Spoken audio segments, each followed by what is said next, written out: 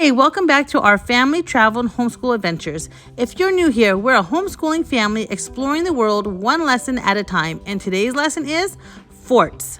After a beautiful morning at Wormsloe Historic Site, we took the scenic route down towards Fort Pulaski National Monument. And wow, the views are stunning. Ocean breezes, winding marshes, and those dreamy palm trees. It's like nature rolled out the red carpet for this road trip. As we pulled into Fort Pulaski, our eldest was buzzing with excitement. He's been reading about forts in his history class and wanted to see one up close, so here we are. This massive brick fortress sits on Cockspur Island and was originally built to protect Savannah from naval attack. Surrounded by a moat and set against lush green grass, it's a picture-perfect place to explore.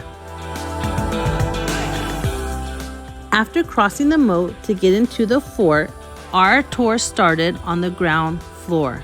We started walking through room after room filled with history. Our first stop was the supply closet, stacked with the essentials soldiers needed to survive. Then we went on to the guard room, where watch never slept. Each space had a purpose and a story. One of the most moving parts, a small room dedicated to spiritual resilience. A reminder that even in wartime, faith played a powerful role. We peeked into the officers' quarters, completed with surprisingly comfy looking beds, and the mess hall where soldiers gathered for meals. We imagined what supper might have been like here in the 1800s, hopefully more than just hardtack and beans. The infirmary gave us a glimpse into Civil War medicine. Let's just say we're grateful for modern doctors. In another room, we spotted something unexpected, a sign of a woman's touch.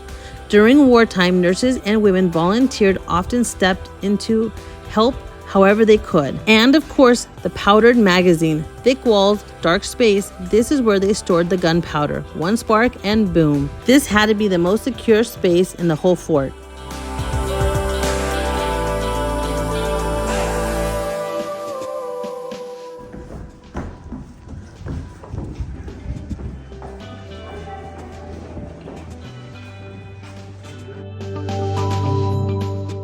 Outside, we stopped at the sling cart, used to haul heavy equipment across the ground.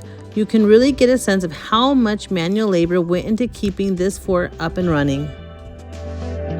Then it was time to head upstairs, and wow, the views from the top is breathtaking. But parents, fair warning, there are no hand railing up here, so hold on to those little hands tight and make sure your kids stay away from the edges. Up top, we found rows of cannons. If you look closely, they sit on a circular rail system that allow them to turn a full 360 degrees. Pretty clever engineering for the 1800s, right? Now let's head downstairs and see the opposite side of the fort, which we didn't have a chance to see before. So let's check it out.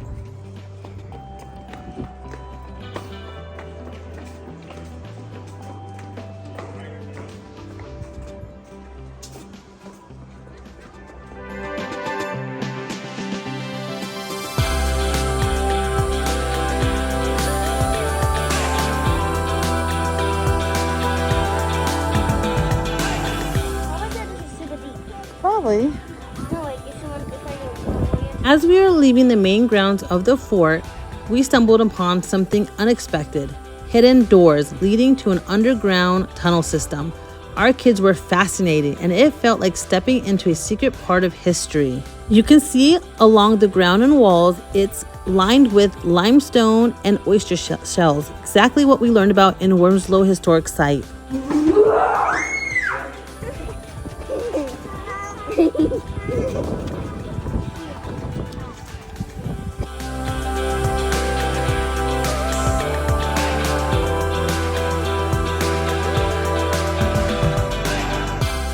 Before we left, we stopped at the Fort Pulaski Visitor Center, which has a free museum filled with real artifacts, from Colonel Olmsted's sword to a soldier's personal hygiene kit, and even cannonballs. There's also a short film about the fort's history and how it played a key role in the Civil War, especially when Union forces tested new rifled cannons that could pierce the fort's wall. Spoiler, it changed military history forever.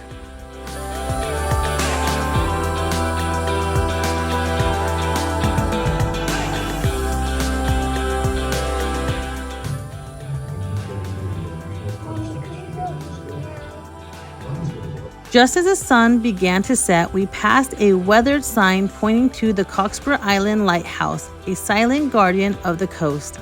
And just like we started, the kids gave one final wave goodbye at Fort Pulaski, another memory made, and another lesson learned. If you enjoyed this trip through history with us, make sure to like, subscribe, and hit the bell so you don't miss the next homeschool adventure.